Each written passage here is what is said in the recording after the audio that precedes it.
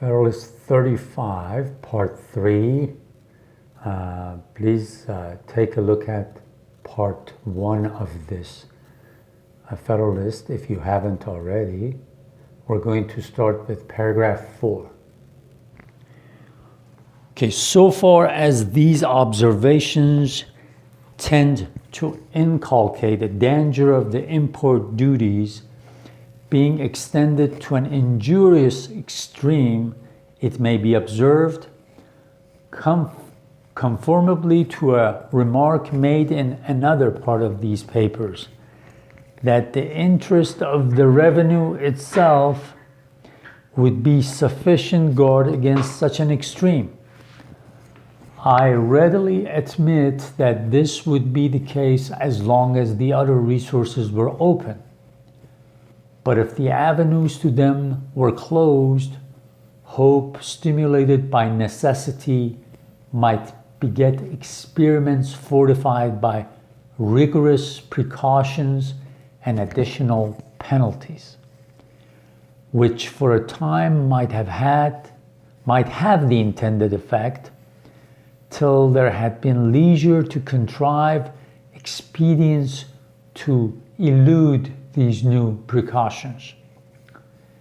The first success would be apt to inspire false opinions, which it might require a long course of subsequent experience to correct.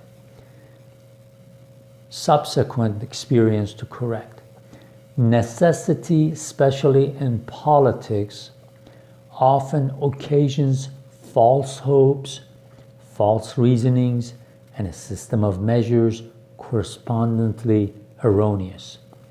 But even if this supposed excess should not be a consequence of limitation of federal power of taxation, the inequalities spoken of would still ensue, though not in the same degree, from the other causes that have been noticed. Let us now return to the examination of objections. One thing you have to remember in this paper is that he indirectly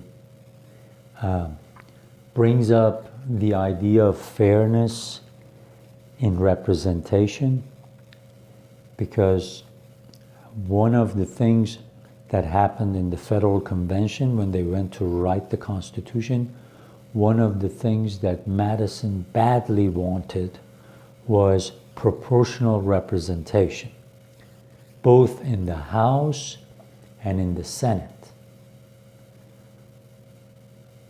And when they made what they call the big compromise, and they made the number of representatives in the House proportional to the population and the number of senators in the Senate equal regardless of how big the state was, Madison hated that.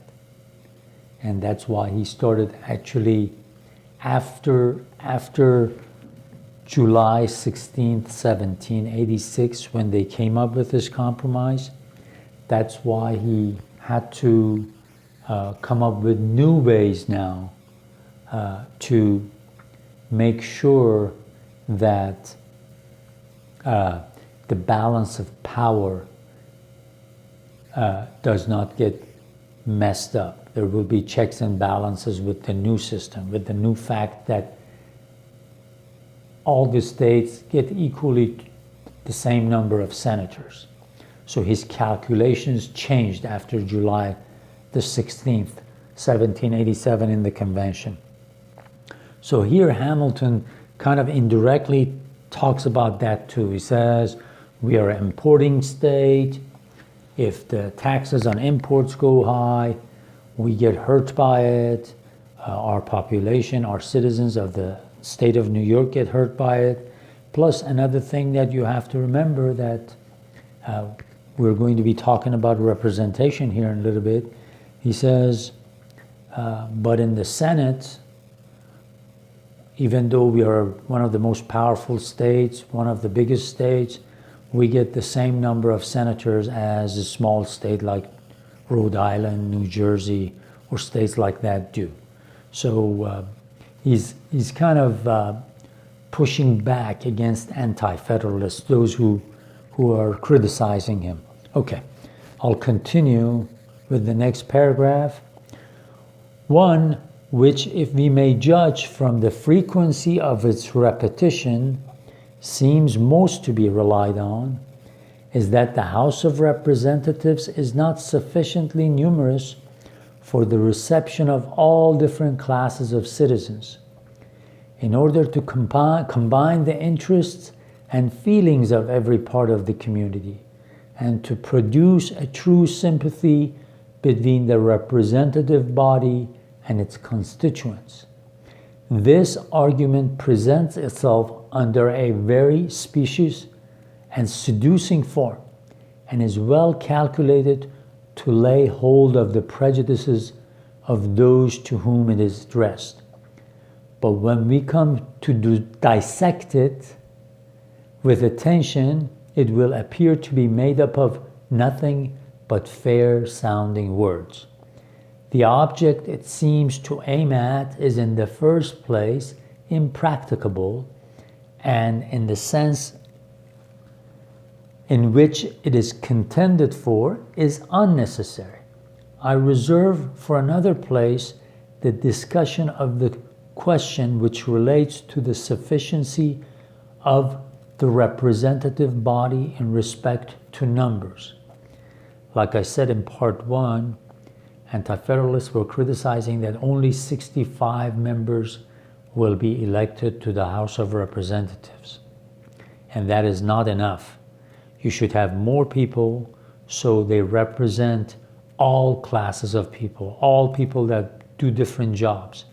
And Hamilton says, no, you guys are wrong. Yes, 65 is right, but we'll talk about that in another Federalist Papers. But the fact that you're saying different classes won't be represented, no, I'm going to show you that they will be, and you might be mistaken.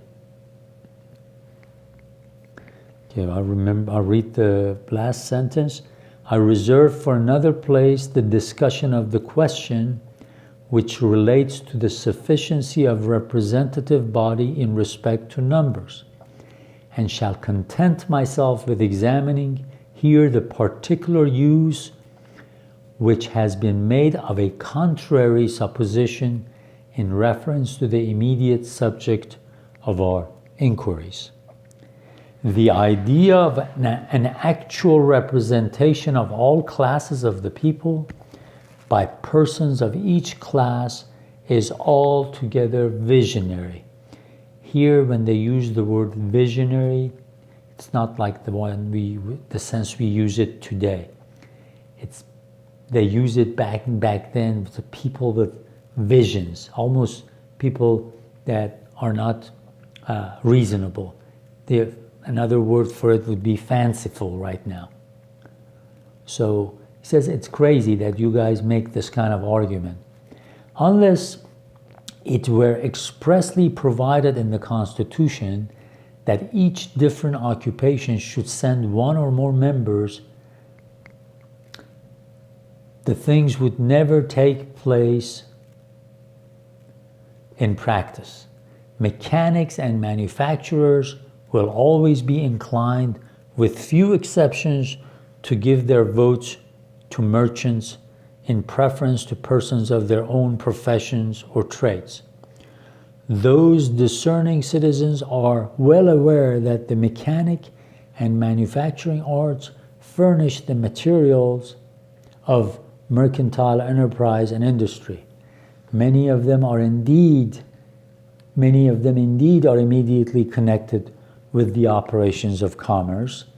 They know that the merchant is their natural patron and friend, and they're aware that however great the confidence they may justly feel in their own good sense, their interests can be more effectually promoted by the merchant than by themselves. So he says, look, manufacturers, artists, their interests are connected with the merchant. They don't have to send representatives that are manufacturers and artists, artisans and stuff like that. Because a merchant makes his or her money by selling, shipping, buying stuff that manufacturers and artists make and build. So they are all interconnected. So merchant would want to represent what is in the interests of manufacturers. They are sensible that their habits in life have not been such as to give them those acquired endowments without which in a deliberative assembly the great natural abilities are for the most part useless, and that the influence and weight and superior acquirements of the merchants render them more equal to a contest with any spirit which might happen to infuse itself into the public councils, unfriendly to the manufacturing and trading interests.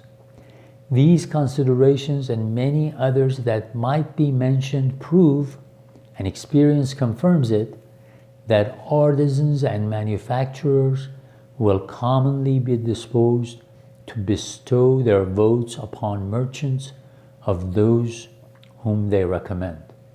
We must therefore consider merchants as the natural representatives of all these classes of community.